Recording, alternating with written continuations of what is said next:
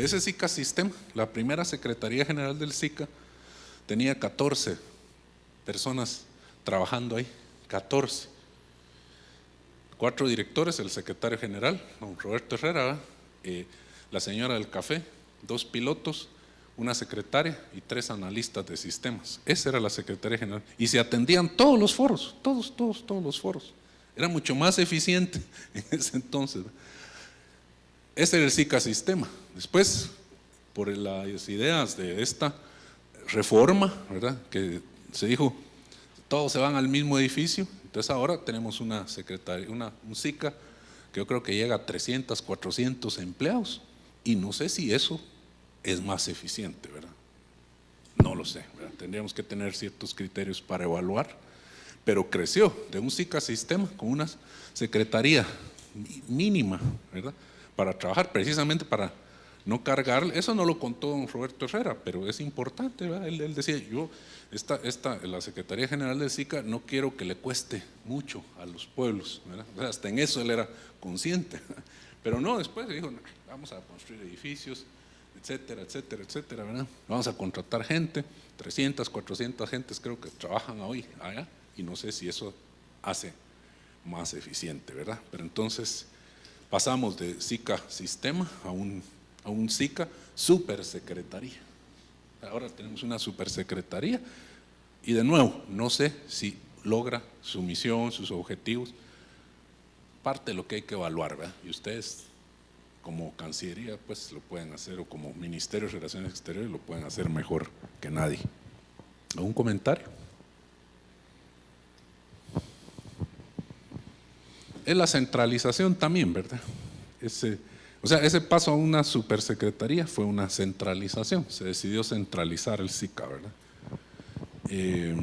Interesante porque se hablaba antes de que terminara el siglo XX de una tendencia hacia la descentralización. Cuando el SICA nace, el protocolo de Tegucigalpa crea un SICA descentralizado y se centraliza, ¿verdad? ¿Algún comentario, pregunta?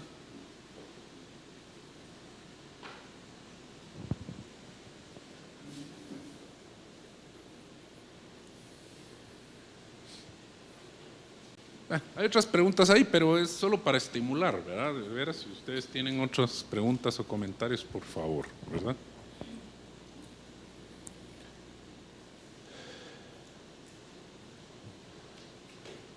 Bueno, esto tenía que ver con lo anterior, ¿verdad? Es posible construir una auténtica agenda de integración. ¿Cómo? Ya habíamos también hablado un poco de ciudadanía e identidad, ¿verdad? No la identidad como el documento, sino la identidad, ¿verdad? Si yo me identifico con una patria grande, ¿verdad?, por decirlo de alguna manera. Creo que ya hablábamos de eso, incluso decíamos que de repente una selección de fútbol centroamericana podría enseñarnos los beneficios de trabajar unidos, ¿verdad? Un poco en broma, en serio, ¿no? Creo que, no sé, alguien me estaba preguntando algo acerca de la libre movilidad de personas y bienes en la integración centroamericana. Digamos, hay unos esquemas como CA4 que permiten libre movilidad de personas, ¿verdad? Pero, por ejemplo, el SUCA tiene desde 1961 un acuerdo de reconocimiento de carreras a nivel centroamericano, pero nadie lo conoce.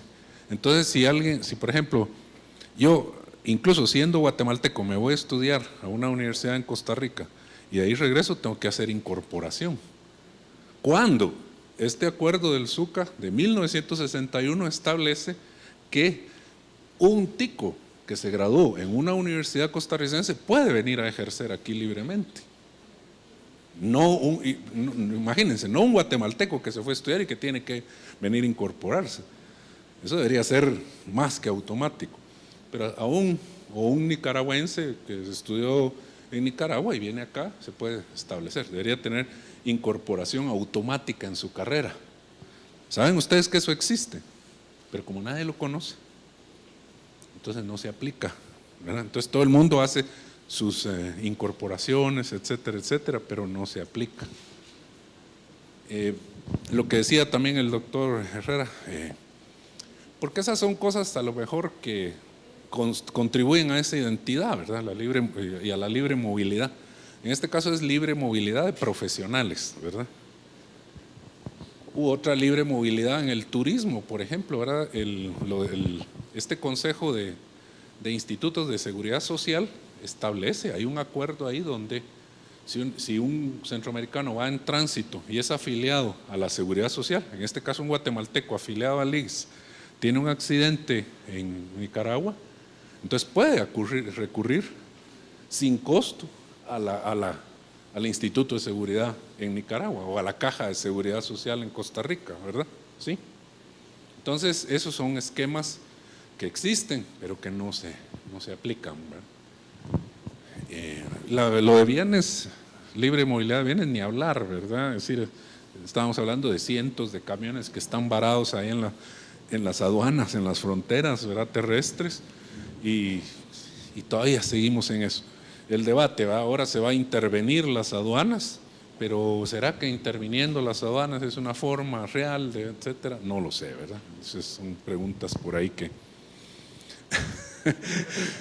Lo que sí es que hay datos que vienen desde hace rato, ¿verdad? Por ejemplo, la FECATRANS, la Federación Centroamericana de Transportistas, yo una vez leí un documento hace 20 años, ¿verdad?, donde ellos decían que nuestra región era ineficiente para el transporte. Fíjense ustedes que de San José de Costa Rica a Guatemala hay creo que 1.400, 1.400 kilómetros. En cualquier otro país o región, ¿verdad?, el transporte se lleva de 1.200 kilómetros o 1.400 kilómetros, se podrá llevar en camión, ¿verdad?, a una velocidad decente y todo, unas 24 horas.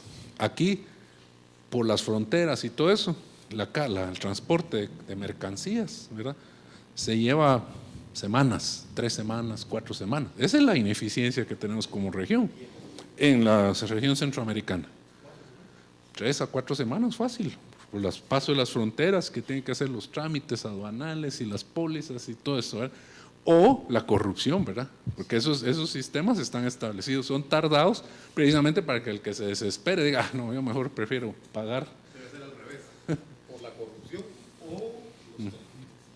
Sí, así es. En fin, ¿verdad? Ese es el tipo de cosas. Entonces, ya hablábamos del esquema de financiamiento, también de la institucionalidad. De repente se puede implementar un modelo de gestión por resultados para la institucionalidad, para que no sea mal juzgada, ¿verdad? Es decir, en un modelo de gestión por resultados nosotros determinamos cuáles son las competencias de la institucionalidad, sea regional, ¿verdad?, y cuáles son las competencias digamos, de los foros, etcétera. Y de acuerdo con eso, entonces nosotros evaluamos resultados. Y no solo le echamos la culpa de repente a quien no la tiene, ¿verdad?, sino que podríamos tener un esquema un poco más científico, más técnico para evaluar a la institucionalidad regional. Me parece que alguien de la CIECA venía, ¿verdad? ¿Perdón? Ah, ya, ok. Y luego, ok, perfecto, gracias. Muy bien, entonces tenemos todavía 5 minutos para hacer comentarios.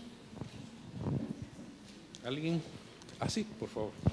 Sí, yo tengo una pregunta con relación a la libre movilidad de personas. ¿Por qué, si los centroamericanos son considerados guatemaltecos de origen, por qué tienen que seguir con el tedioso trámite ante migración para obtener una residencia temporal o permanente antes de obtener la naturalización con relaciones exteriores y luego el DPI? Sí, en Guatemala. Ajá. Bueno, esas son disposiciones migratorias, pero yo creo que se deben atacar, pues, es decir, en su momento ver no solo los instrumentos legales, porque algo así como que la Constitución de Guatemala sí reconoce a los centroamericanos como nacionales, algo así, que además Guatemala va a impulsar la integración. En otras constituciones centroamericanas no necesariamente aparece eso, ¿verdad? No lo sé, no estoy tan seguro. Pero en todo caso es cuestión de revisar los procesos y los procedimientos. De nuevo, parte de voluntad política, de nuevo, ¿verdad? Parte, y en parte también hacer propuestas técnicas, ¿verdad? Yo creo que ahí sería que el ministerio le pregunte a Migración, ¿verdad? A la Dirección de Migración, que es otro ministerio, ¿verdad? El Ministerio de Gobernación, etcétera, pero le pregunte, ¿verdad? Y bueno, ¿y usted por qué todo esto? ¿Verdad? Porque sí es un trámite horroroso, sí, yo ya sé que ya lo he visto, no lo he pasado, pero sí he visto personas que sufren muchísimo por ese tema, ¿verdad? De una residencia temporal ¿verdad? O residencia permanente en el caso de Guatemala, siendo centroamericanos, ¿verdad? Porque, bueno, si son de otras regiones, qué bien, ¿verdad? Es decir, pero sí, pero viene un poco con eso que yo mencionaba antes, ¿verdad? Que en la libre movilidad profesional, ¿verdad? Hay un acuerdo del SUCA del 1961 que dice que cualquiera que saque una carrera en cualquier país centroamericano puede ejercer en cualquier otro país centroamericano, pero no se aplica, de nuevo, ¿verdad? Entonces ahí es donde vamos encontrando esas, tal vez los tratados, las herramientas o los convenios existen, pero nadie los conoce, nadie los aplica. De repente también hay intereses, por ejemplo en el caso de la libre movilidad profesional, pueden ser hasta los mismos colegios profesionales que como a veces son un poco celosillos, ¿verdad? Entonces no les gusta que otra gente venga, ¿verdad? En fin, yo no sé, ¿verdad? Habría que investigar en cada caso, pero es importante el tema, sí. Otro comentario, pregunta.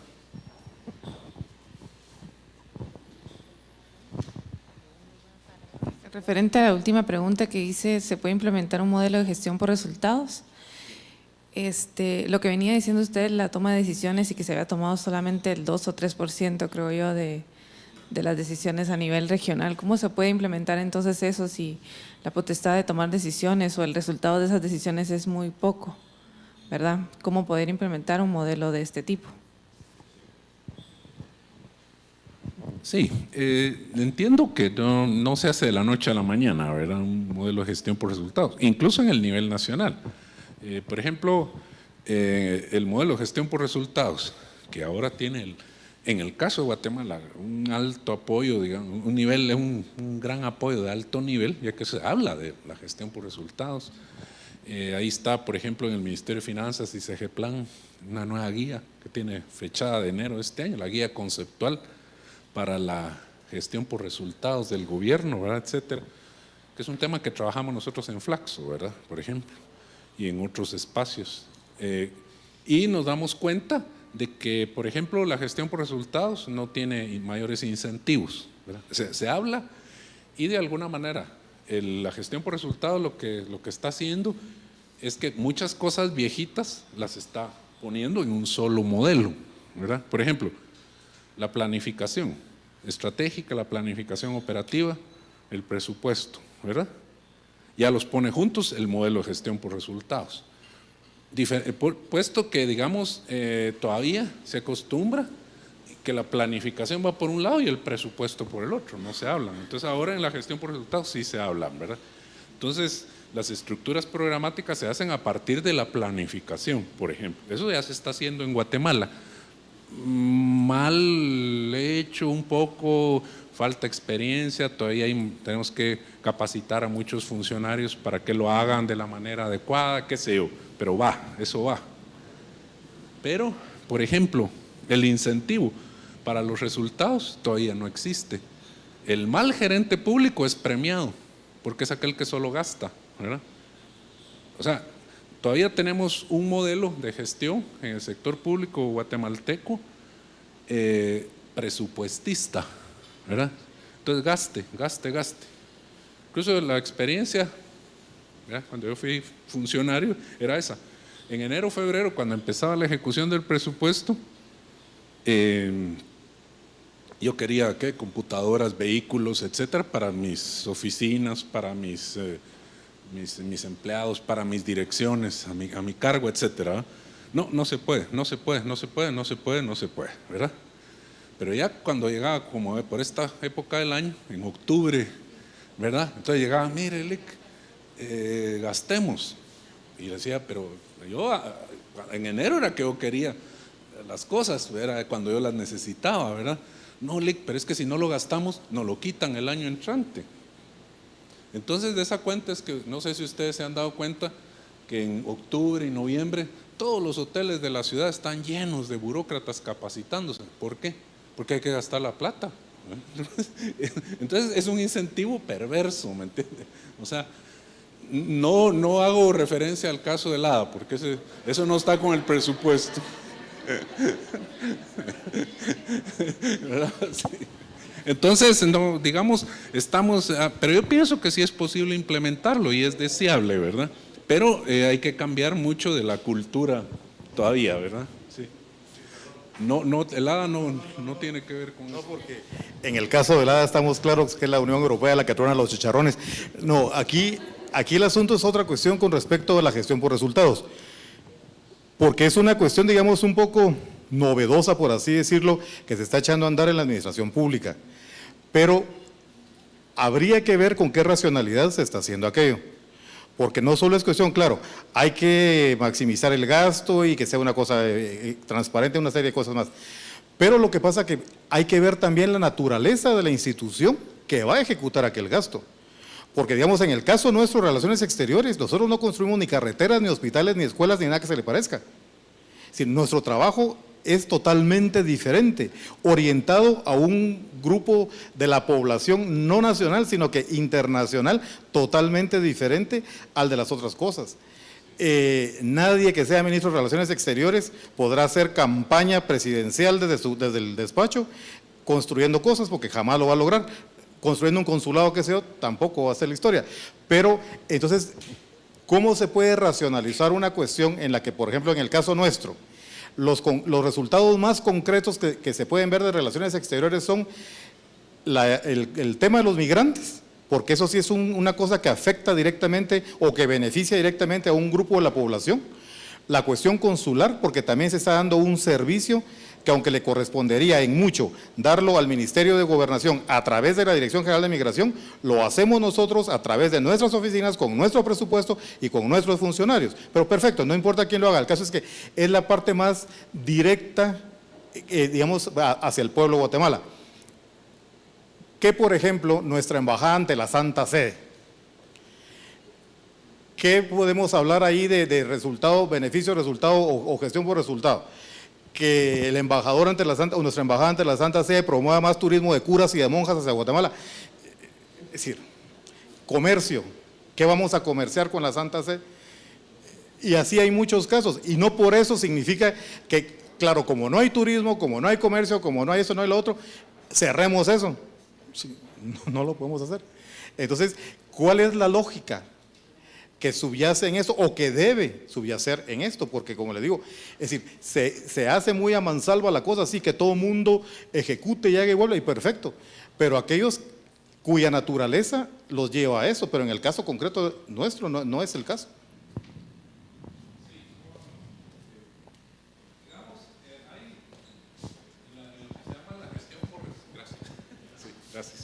Gracias.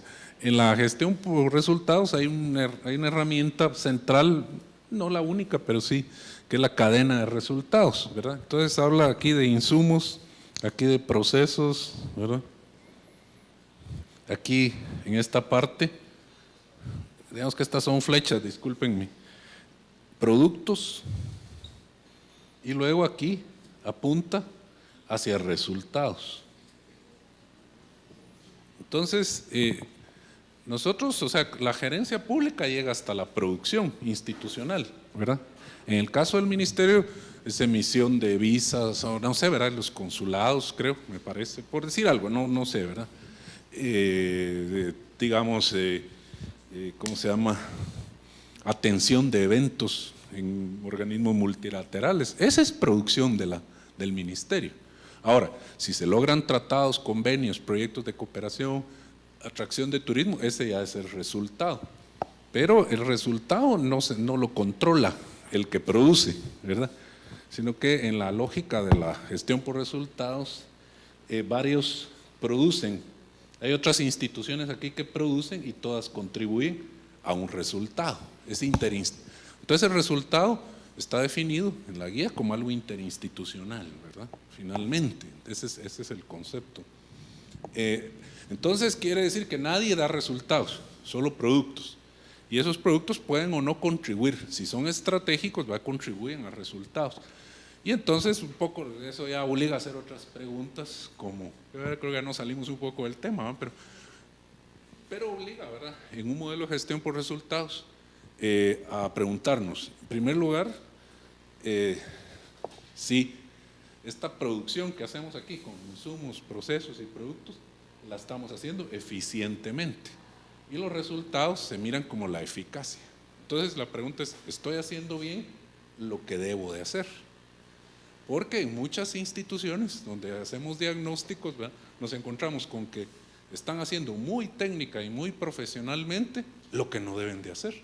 Entonces, esa es una buena pregunta, ¿verdad? Entonces constantemente tenemos que estarnos preguntando eso, ¿verdad? Estamos haciendo bien lo que debemos de hacer. Y no solo hacer bien, de repente lo que no debemos de hacer, ¿verdad? Un poco por ahí. Pero bueno, yo les agradezco. Vamos a dar un espacio para el café y luego la charla de los compañeros de la SIECA, ¿verdad? Entonces, yo seguiré acompañándolos. Al final voy a hacer una recapitulación, ¿verdad?, también del día, cuando ya terminen los compañeros de la SIECA. Y bueno, pues en lo que a mí respecta, por el resto por el día de hoy, concluyo aquí, ¿verdad? Les agradezco mucho la participación y entonces estamos invitados a un café, ¿verdad? Gracias.